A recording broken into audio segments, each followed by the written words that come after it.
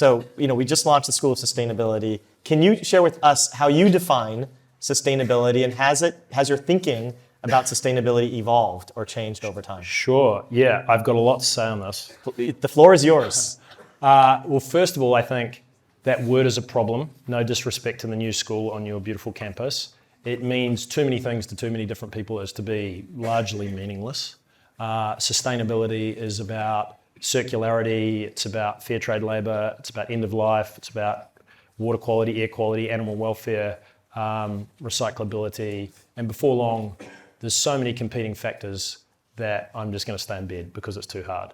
And so I think the way that we think about it at Allbirds, and this has been an evolving process for us, is that carbon is the North Star metric that we are intensely focused on as an organisation. We have a carbon footprint as a business. We have a carbon footprint with every product that we label. I see a few folks wearing Allbirds. If you pick up the insole, there'll be a carbon footprint of the individual product, everything that we make. And that's the thing that allows Allbirds to be compared to Google, New Zealand to America, the fashion industry to the energy industry, all wraps up to a larger number that we've got to work to reduce.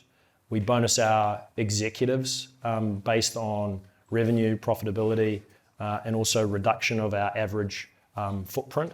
So we have a very, very detailed, what we call our flight plan, sustainability plan.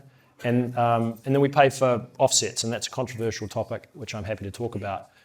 So all of a sudden, for the first time in 6 years, we don't have all the answers, but we have, I believe, all the questions as a business around what sustainability should be. And in the same way that calories are on food, carbon, I believe, will become the universal metric for the transformation of our economy.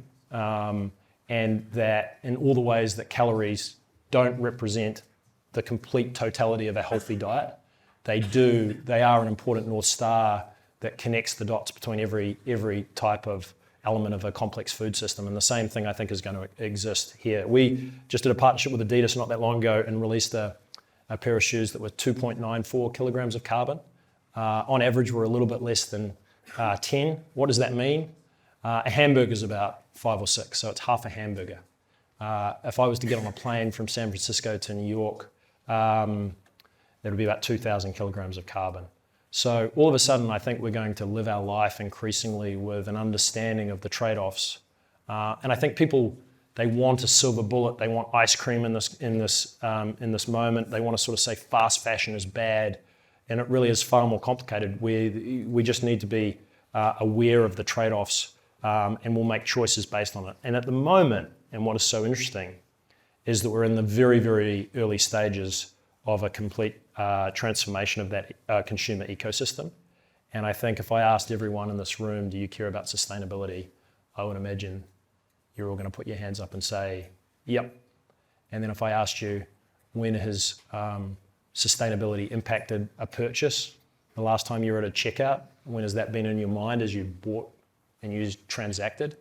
And I would say the answer is probably pretty close to zero. And there is a lack of clarity on what is good and bad, and the consumer is confused.